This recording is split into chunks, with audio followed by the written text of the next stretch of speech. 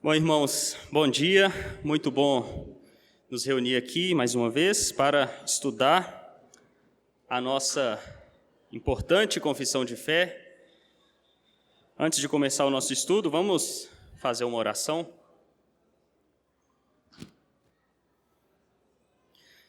Senhor Deus, Pai querido, muito bom poder nos reunir no dia do Senhor e poder meditar, ó Deus, na Tua palavra. É muito bom, ó Deus, poder meditar nos Teus atributos, sabermos que nós estamos começando uma aula, mas que é uma aula que nunca mais terá fim.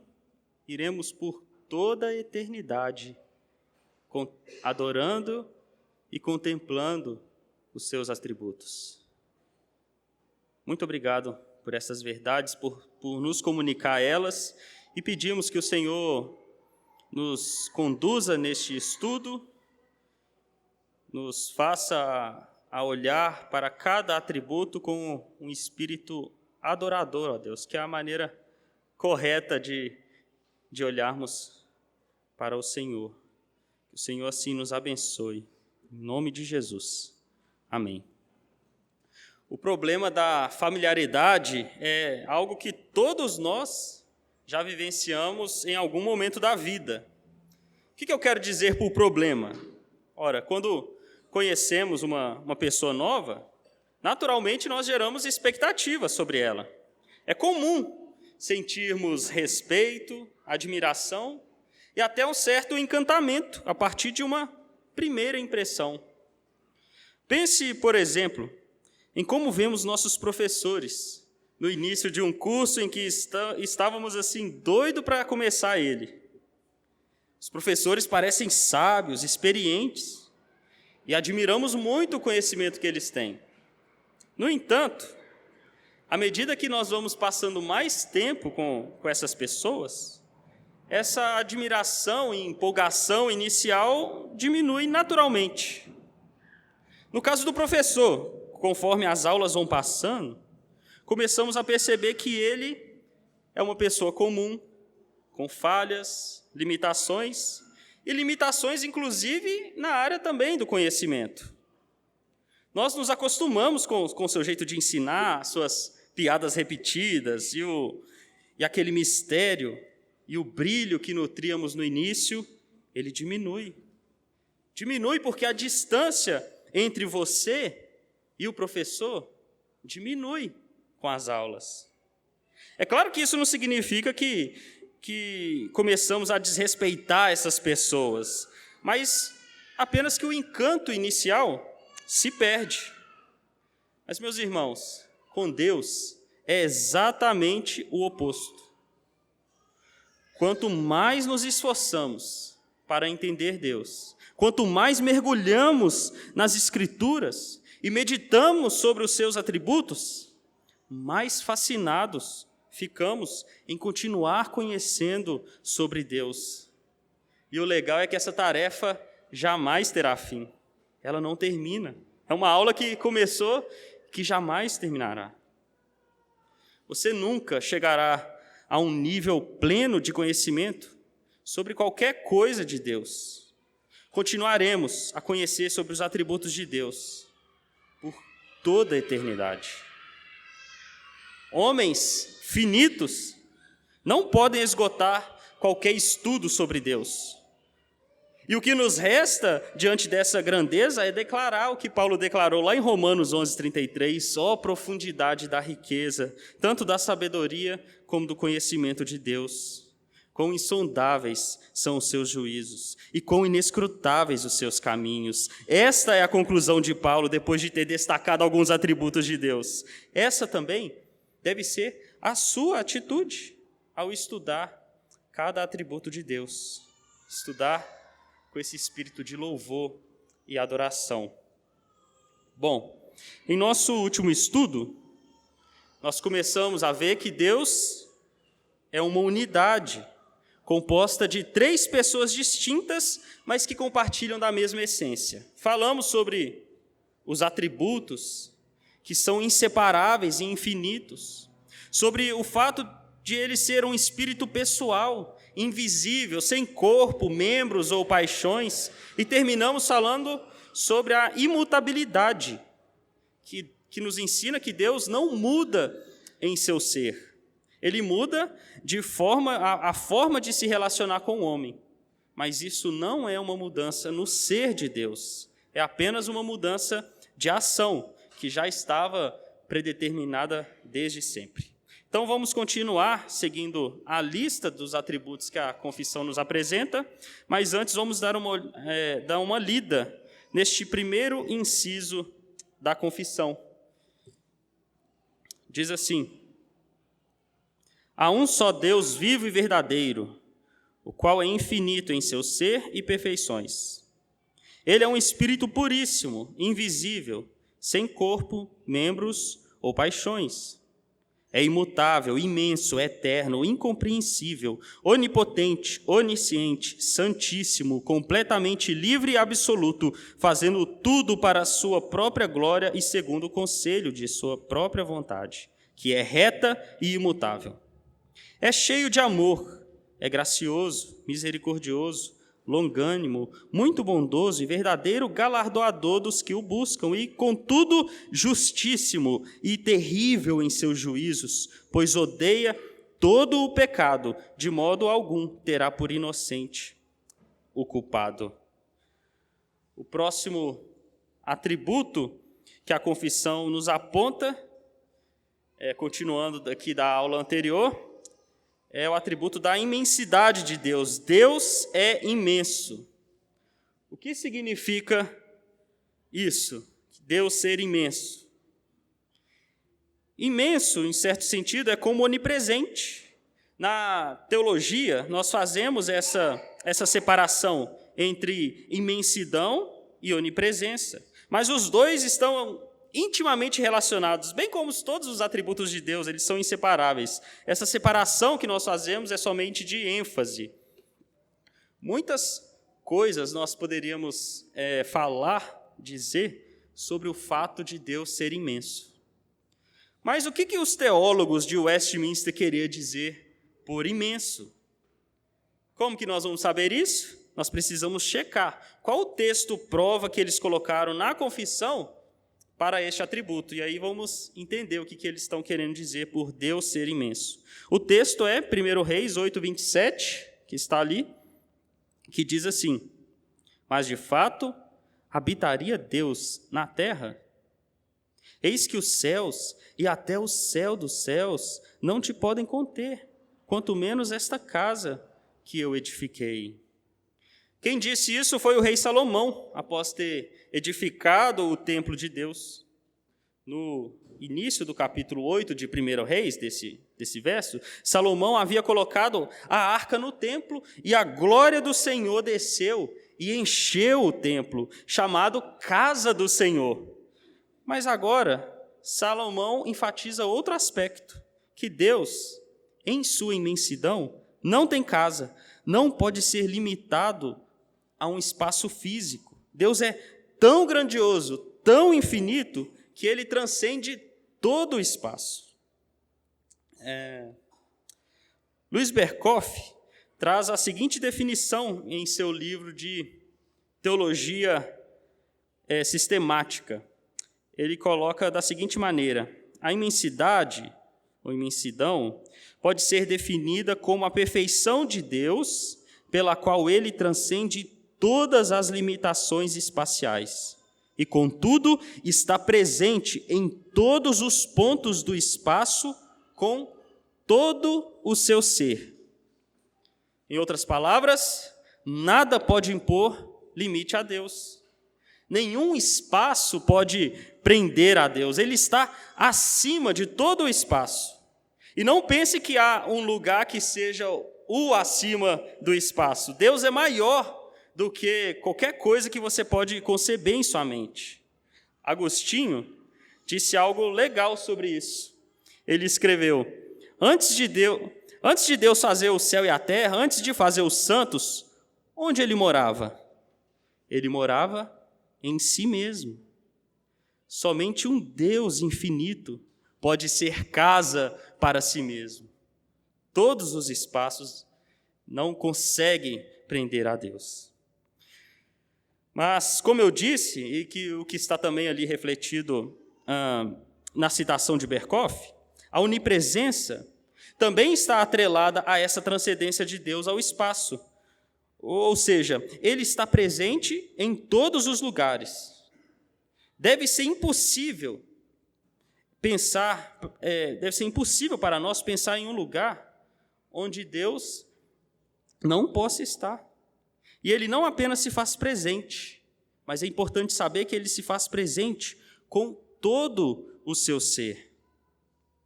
Isso significa que ele não está em uma parte mais presente do que em outra parte, mas ele está em todos os lugares plenamente com todo o seu ser.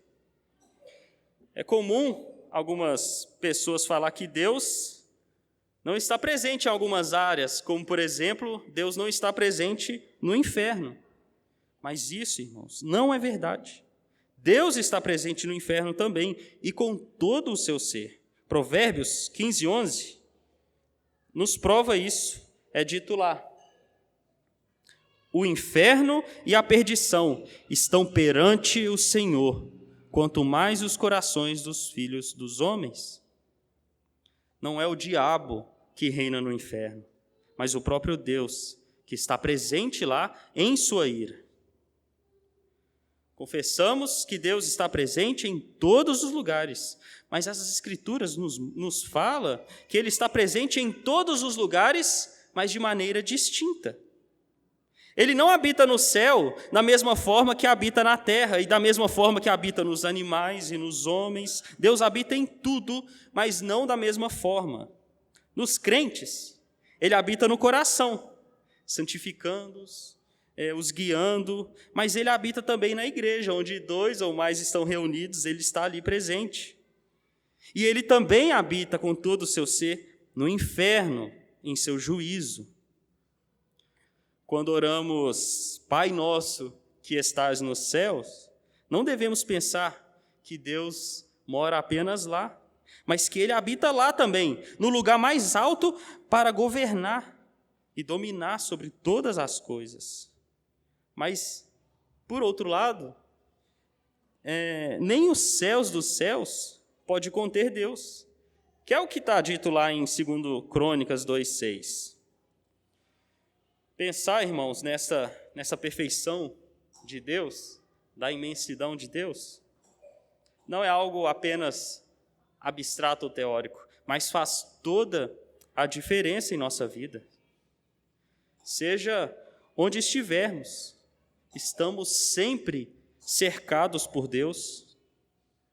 Veja como que isso é perigoso, porque todo o pecado que cometemos, nós fazemos diante de Deus.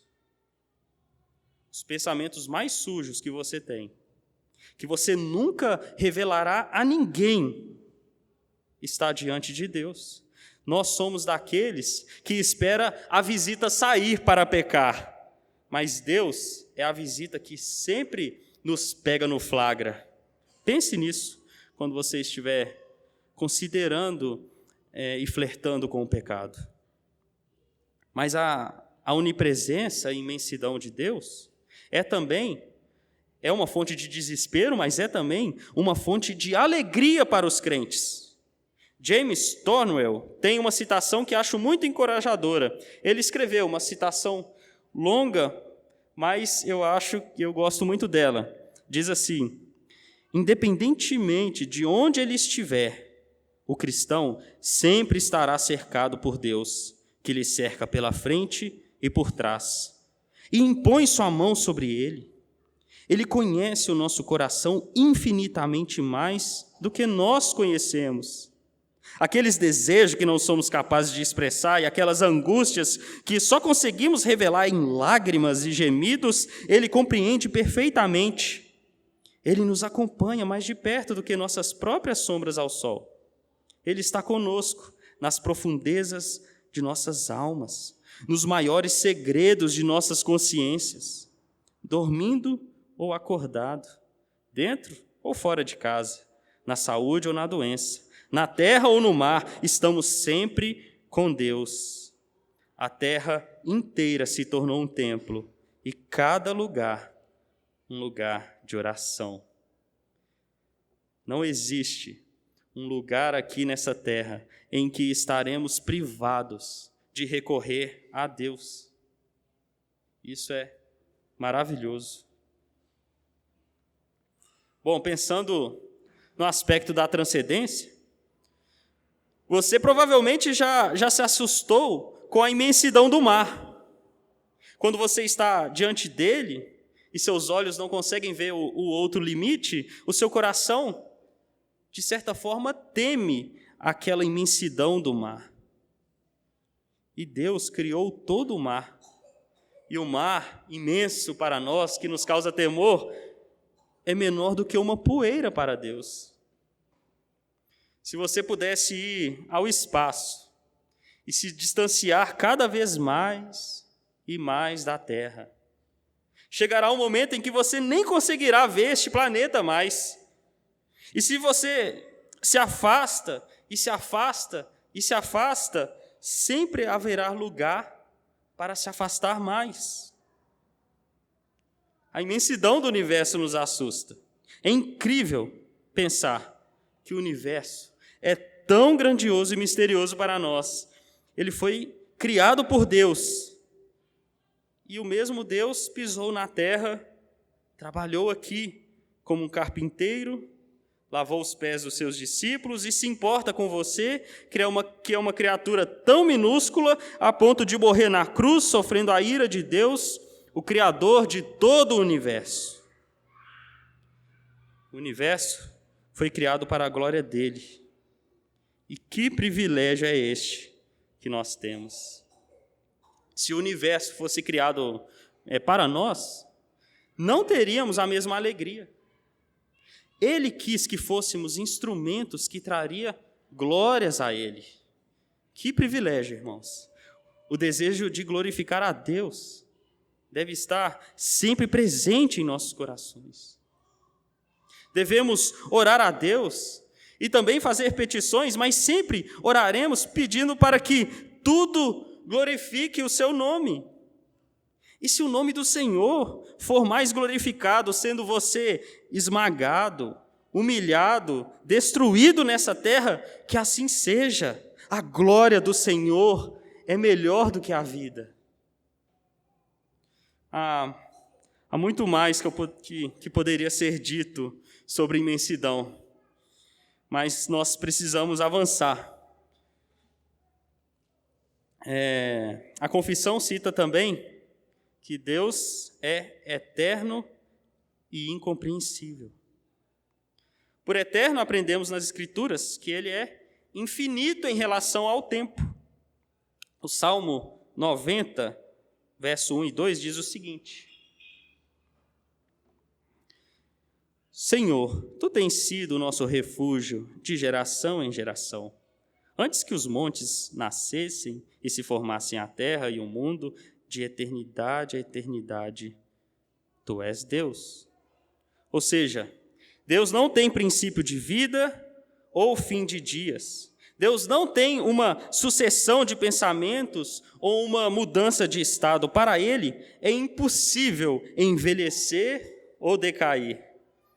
Por isso que na teologia nós falamos que Deus é atemporal, isto é, Deus está acima do tempo. O tempo é um aspecto apenas da criação. Ele é o Criador, o que não foi criado. Daniel 7,9 fala que ele é o ancião de dias, mostrando que ele é anterior a todos os dias, e a sua duração não deve ser medida por dias. E, irmãos, é bem certo que Deus transcende o tempo. No entanto, Deus também vive no tempo. Ele usa o tempo para manifestar seus pensamentos eternos ao homem. Ele faz com que o tempo sirva aos seus propósitos. Como diz Thomas Watson, essa verdade é um trovão e um relâmpago para o ímpio, o fato de sabermos que ele é eterno, acima do tempo. Deus, pensa só, Deus é eterno, Os tormentos do ímpio são eternos porque seus pecados é contra um Deus eterno. Deus vive para sempre, e pelo tempo que ele viver, ele punirá o ímpio. A Bíblia descreve os tormentos dos ímpios como ininterruptos. Isaías 30:33 compara a ira de Deus com uma torrente de enxofre. O que significa essa figura? Significa que a ira de Deus flui assim como uma torrente que manda água sem cessar. Apocalipse 14:11 diz que os ímpios não terão descanso, nem de dia, nem de noite. Irmãos, isso deveria nos perturbar e nos afastar de todo o pecado. Se ficamos apáticos a isso, é porque estamos com uma ideia pobre da eternidade, ideia pobre da imensidão de Deus. Veja só, se hoje fosse o seu último dia, você juntaria todas as suas forças para vivê-lo de uma maneira boa, de uma maneira melhor. Você não desperdiçaria nenhum segundo sequer, porque ele seria muito precioso para você. Se você soubesse que hoje seria o último dia de seu filho ou de sua mãe, você se despediria melhor, da melhor forma possível. Nada faria com que seu tempo fosse desperdiçado.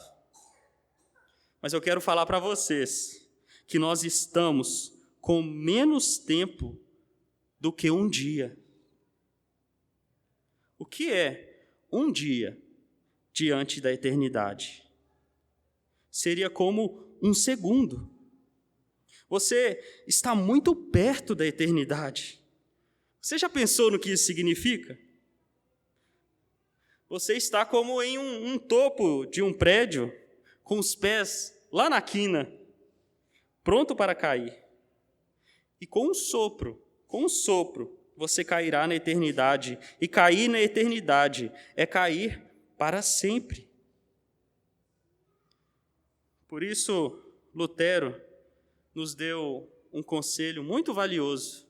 É uma frase clichê, mas é muito valiosa. Viva como se Cristo tivesse sido crucificado ontem, houvesse ressuscitado hoje e fosse voltar amanhã. Essa é a maneira mais sensata de viver quando se está a um sopro da eternidade. Pensar na eternidade é um baita alerta para nós, mas também é uma fonte de grande alegria e esperança para o crente. A Bíblia mostra que os santos se banharão nos rios do prazer divino, rios que nunca secarão. Salmo 16:11 diz que na destra de Deus há delícias perpetuamente.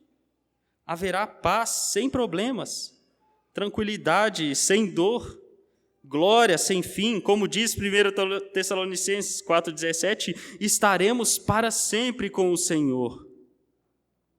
Pense na eternidade, meu irmão.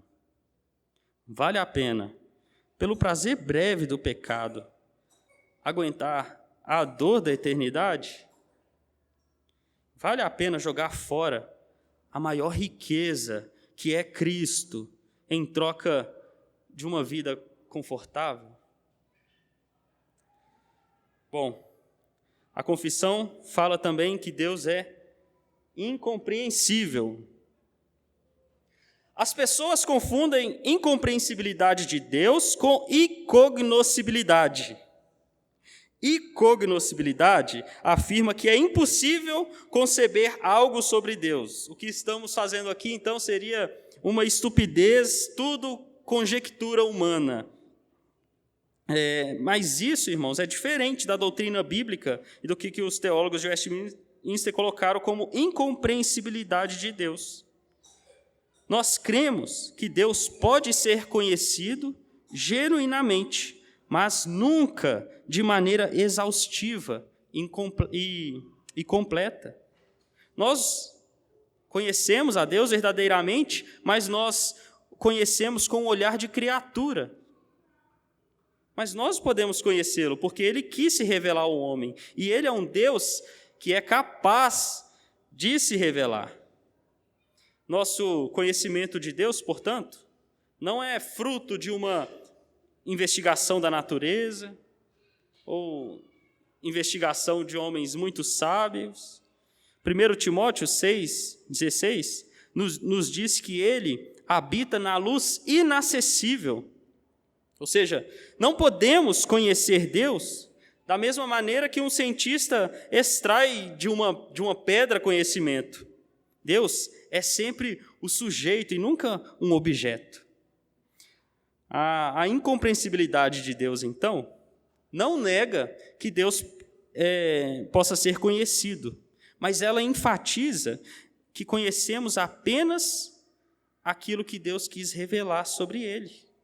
Mas o nosso conhecimento é um conhecimento de criatura, um conhecimento finito.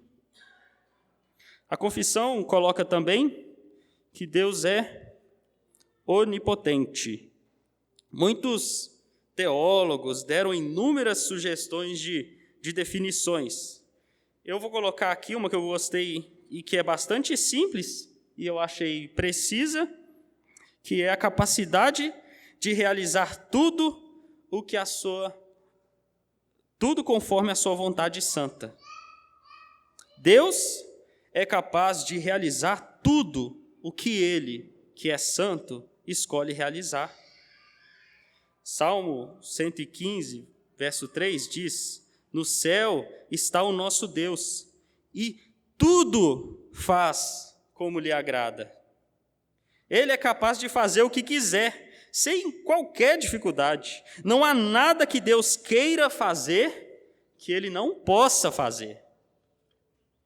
Essa doutrina da onipotência de Deus é revelada nas Escrituras de diversas maneiras. Primeiro, está ali no slide, em seus títulos. Deus é uma evidência nas Escrituras de que Deus é onipotente, já começa ali pelos títulos que ele tem: o poderoso de Israel, o Senhor Todo-Poderoso. Segundo, na criação, Deus trouxe o universo à existência a partir do nada, pelo poder da sua palavra. Gênesis 1. Terceiro, na providência, Deus é o sustentador e preservador de todo o universo, como diz Hebreus. Quarto, na redenção, Deus ressuscitou Jesus, que venceu a morte. Ele ressuscita os eleitos da morte espiritual e também ressuscitará da morte física, e ele alcançará o mundo com o Evangelho. Agora, existem coisas que ele não pode fazer. Não são coisas que ele quer, mas não pode. São coisas que são contrárias à sua natureza.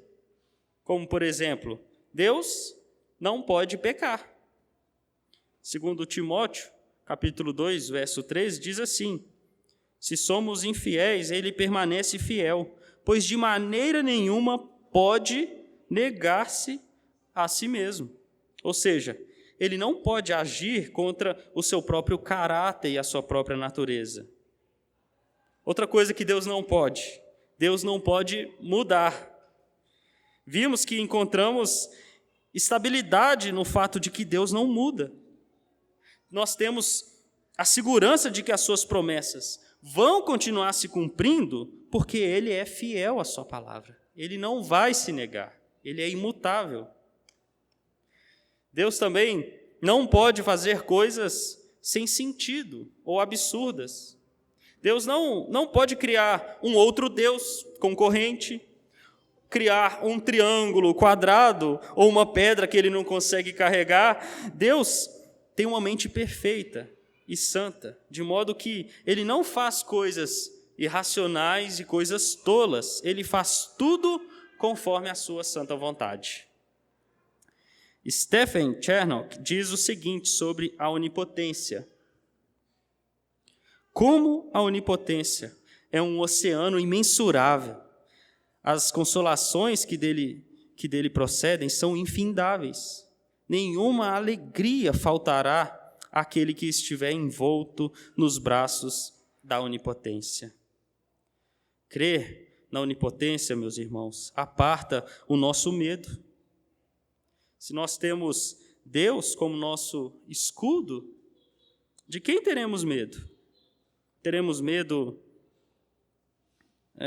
de pessoas, de muitas pessoas que se opõem a nós? Teremos medo de governos que são ruins? Devemos ter medo de algum governo mundial? Devemos ter medo da morte, da doença? Todas as coisas podem vir contra nós, mas se estamos com Deus, estamos sempre em maioria, tudo está sob o seu domínio. Depois da onipotência, temos o atributo da onisciência. Deus tem conhecimento sobre todas as coisas.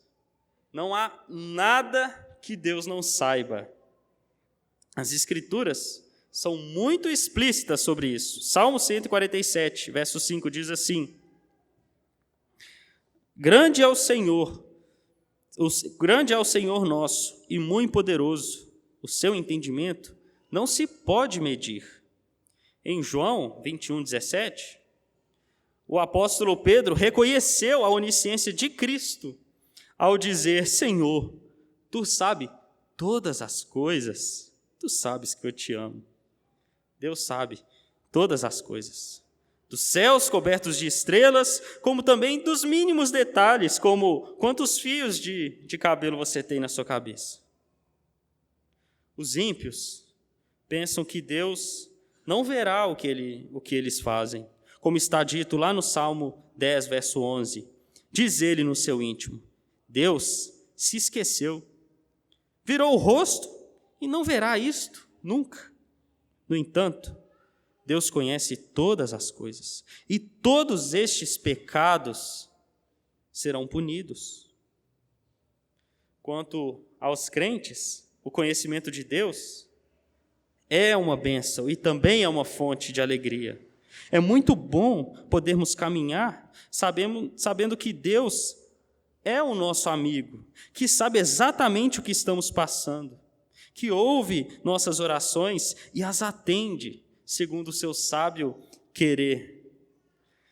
A confissão também nos diz que Ele é santíssimo.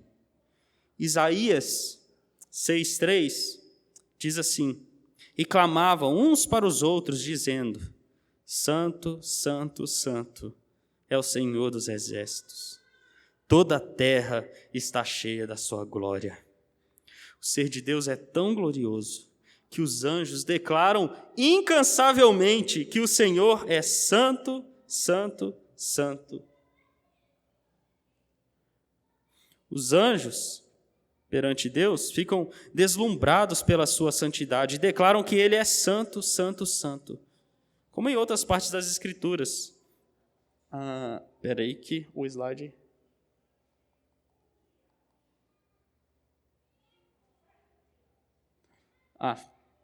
Tá certo o versículo, as outras duas informações que eu devia ter tirado. Mas, irmãos, os anjos incansavelmente declaram que o Senhor é santo, santo, santo. Os anjos estão deslumbrados com a santidade de Deus. E conforme as Escrituras mostram em outros lugares, o número 3 costuma denotar algo que é perfeito ou sem fim. Eu creio, por exemplo, que quando Paulo diz em 2 Coríntios que por 3 vezes implorou a Deus para tirar o espinho na carne, o que significa que ele pediu repetidamente por isso. Quando lemos que Deus é santo, santo, santo, isso significa também que Ele é o mais alto grau de santidade. Irmãos, é somente quando meditamos na santidade de Deus é que podemos ver com maior nitidez a feiura do nosso pecado. As pessoas, de modo geral, não entendem que o pecado delas seja tão ruim assim. Talvez nem considerem o que fazem como pecado, mas talvez como um leve desvio. Pecado mesmo é não matar, não roubar, não fazer mal para ninguém. Agora, cobiçar, ter pensamentos maldosos, isso não faz mal a ninguém, eu estou guardando para mim mesmo. O problema desse pensamento está em ter uma visão muito baixa da santidade de Deus. Deus é santíssimo e não se mistura com o mal. O pecado é chamado de abominação e Deus odeia o pecado, porque ele é o oposto dele. O pecado fere a santidade de Deus. A melhor maneira de compreender o quanto o nosso pecado é feio, é mau, é quando vemos o quanto nosso Deus é bom. É só nos aproximando de Deus que falamos, como Pedro falou no barco para Jesus: afasta-te de mim, pois eu sou pecador. A confissão segue dizendo que ele é livre e absoluto. O Salmo 115, verso 3, diz: no céu está o nosso Deus, e tudo faz como lhe agrada.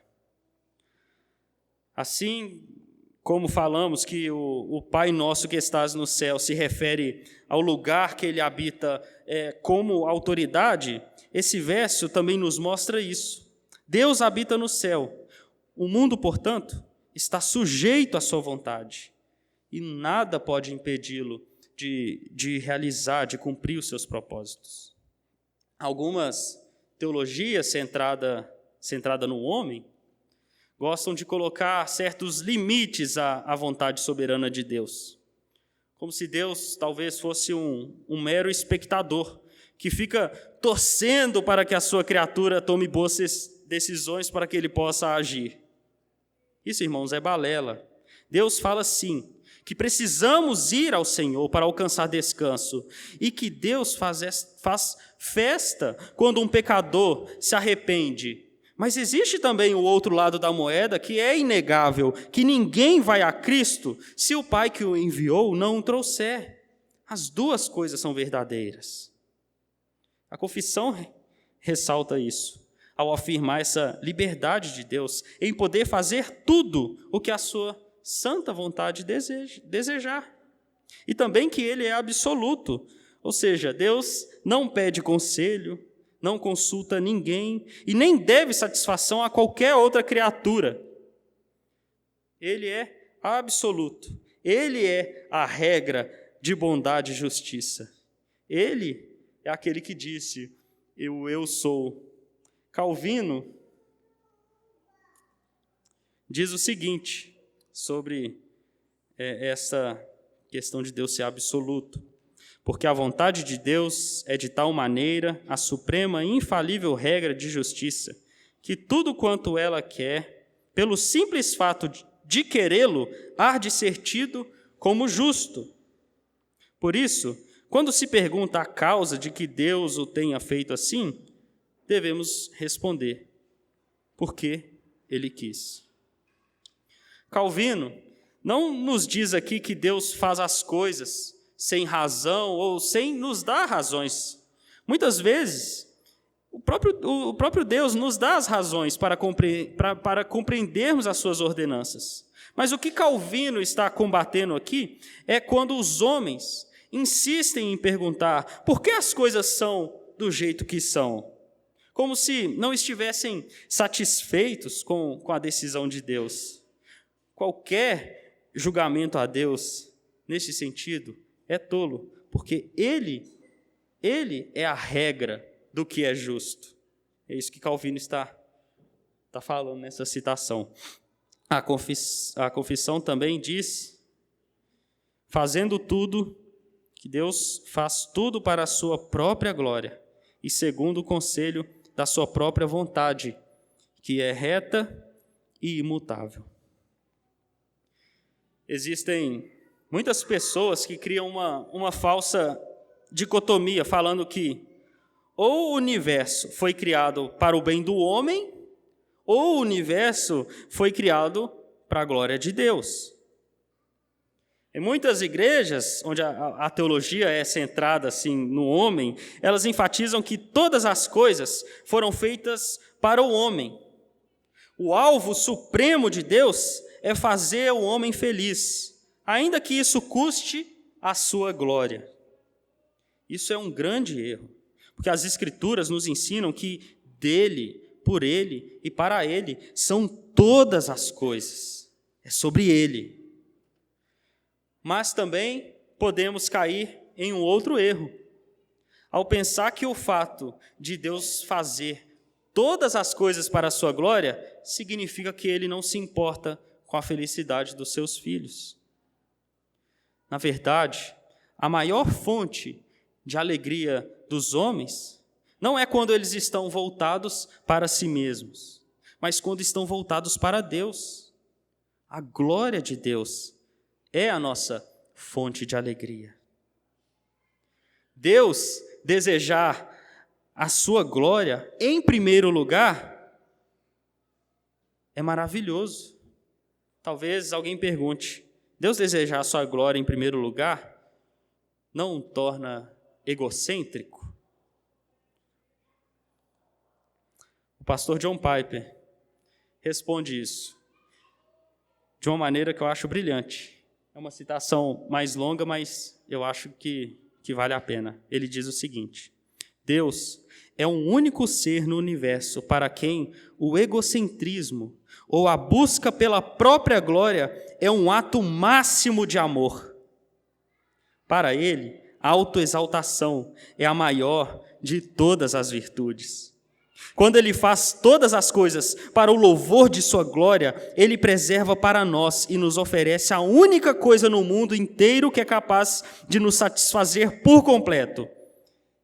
Deus é por nós e, portanto, tem sido, é agora e sempre será, em primeiro lugar, por si mesmo. Eu imploro que você não se entristeça com a centralização de Deus em suas próprias afeições, mas que a experimente como a fonte de alegria eterna. Cremos, portanto, que Deus faz todas as coisas para a sua glória, e isso é a nossa fonte de alegria. Se não fosse assim, se as coisas fossem visando o homem no centro, nós não seríamos felizes. Deus é absoluto, soberano, faz tudo como lhe apraz, mas o que lhe apraz? Qual é a sua vontade? É sempre reta. Como diz a confissão, é reta e imutável.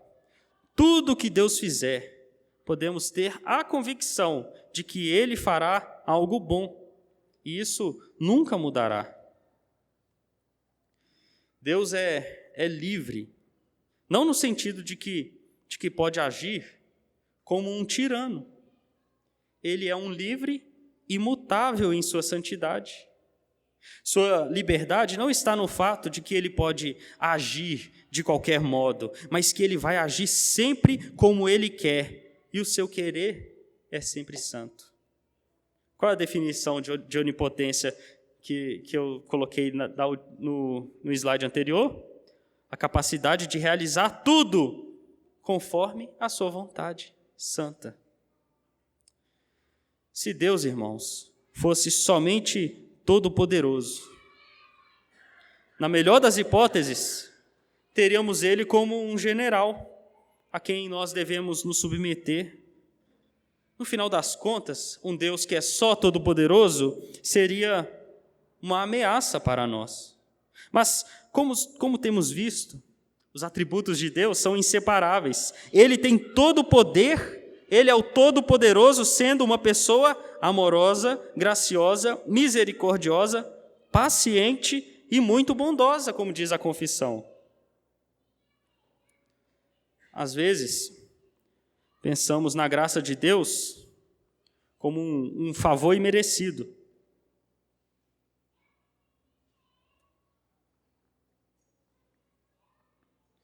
É comum, né, a gente pensar assim, graça é um favor imerecido. E eu acho que isso é verdade, mas eu acho que isso não expressa totalmente a riqueza da graça de Deus, em apenas dizer que Ele nos dá algo que nós não merecemos. A questão é que Ele nos dá o oposto do que nós merecemos.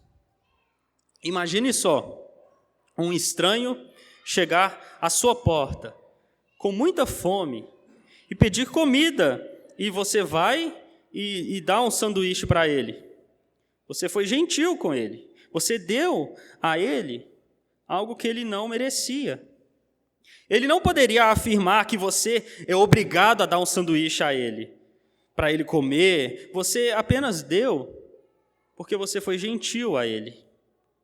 No entanto, se ele vier até a sua porta e insultar seus filhos, cuspir no seu tapete e fazer toda espécie de coisas horríveis com você, e ainda assim você dá um sanduíche a ele, tendo suportado com amor e paciência toda a agressão que ele lhe fez. Isso é uma analogia mais próxima do que a graça de Deus significa, porque insultamos a Deus, violamos o seu caráter, somos profanos, e então Ele nos dá exatamente o oposto do que nós merecemos. A confissão também diz que Ele é recompensador, galardoador dos que o buscam. Vejam o que é dito lá em Hebreus, capítulo 11, verso 6. De fato, sem fé é impossível agradar a Deus, porquanto é necessário que aquele que se aproxima de Deus creia que Ele existe e que se torna galardoador dos que o buscam. Irmãos, não basta acreditar que Deus existe, você deve acreditar que Deus existe e que Ele recompensa aqueles que o buscam diligentemente. Sendo Deus majestoso, deveríamos obedecê-lo, independente de todas as coisas. Mas Ele é um majestoso que também é Pai e que dá recompensas aos seus filhos.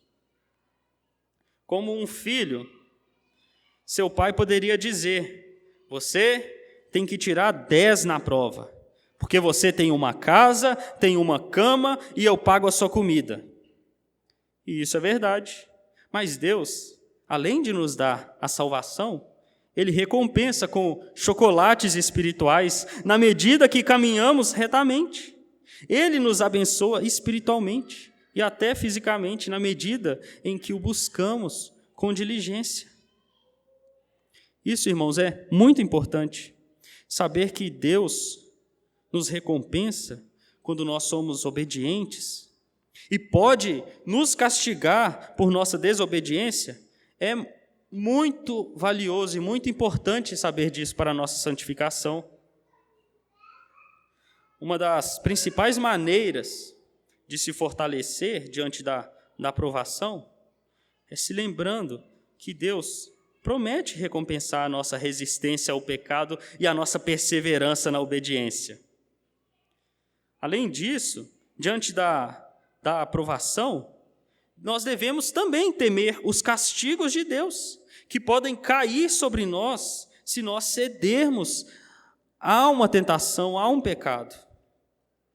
Tanto o desejo pela recompensa, como o temor de ser castigado, são fontes de força espiritual diante da aprovação. Veja só, Moisés tinha essa visão de um Deus recompensador. E essa visão de um Deus recompensador deu a ele forças contra o pecado. Isso significa que se você não ver Deus como um recompensador, você estará perdendo uma excelente arma contra o pecado. Veja o que diz lá em Hebreus 11, verso 25 e 26, sobre Moisés.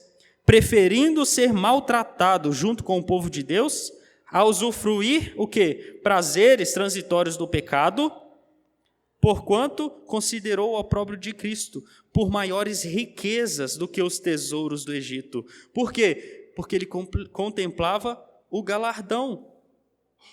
Ou seja, se você não ver Deus como um pai recompensador, além de você estar pecando, você está perdendo um grande auxílio para a santidade. Deus dá recompensas para nos motivar à santidade. Galardões foram dados para cumprir esse papel. Eles precisam ser desejados. Por fim, a confissão termina a primeira parte desse primeiro capítulo da seguinte forma: Deus é justíssimo e terrível em seus juízos, pois odeia todo o pecado, de modo algum terá por inocente o culpado. O pastor Paul Washer, de uma maneira muito sábia, chocou certa vez o seu auditório ao dizer sobre a verdade mais terrível das Escrituras. Qual que é a verdade mais terrível das Escrituras? A verdade mais terrível das Escrituras é que Deus é bom e justo. Como assim? Não deveria ser o contrário? Não deveríamos ficar animados com o fato de Deus ser bom e justo? A bondade e a justiça de Deus é uma verdade terrível para nós, porque nós não somos bons. Você fere a santidade de Deus, você o afronta com ousadia todos os dias. Provérbios 17:15 diz o seguinte: o que justifica o perverso e o que condena o justo, abomináveis são para o Senhor, tanto um como o outro. A bondade e a justiça de Deus exige que ele não deixe o perverso ileso, fechando os olhos para a sua perversidade, nem que o justo seja penalizado pelo injusto. Essas duas coisas são abomináveis, desprezíveis ao Senhor. Mas agora nós temos um problema. Este verso é contra você. Você percebe? Como que a gente resolve este dilema? Eu acho que nós não conseguimos. Veja, você reclama do nosso sistema mundano de justiça, que a todo tempo não pune os criminosos com justiça. Você diz que a lei é frouxa e que, portanto, a nossa justiça é falha. Por que a justiça de Deus, o Senhor, conhecedor de todas as coisas, nós esperamos menos? Não deveríamos esperar a justiça sendo feita plenamente em Deus, por Deus? Não deveríamos esperar a justiça nos condenando? A pergunta é: como podem os homens serem perdoados e Deus ainda ser justo? A resposta é encontrada no Evangelho de Jesus Cristo. Deus se tornou homem em seu Filho, viveu uma vida perfeita como homem e então vai até aquele madeiro, e no madeiro os pecados do seu povo são lançados sobre ele. E toda a justiça de Deus, toda a ira de Deus que nós merecemos é jogada sobre a cabeça de Cristo.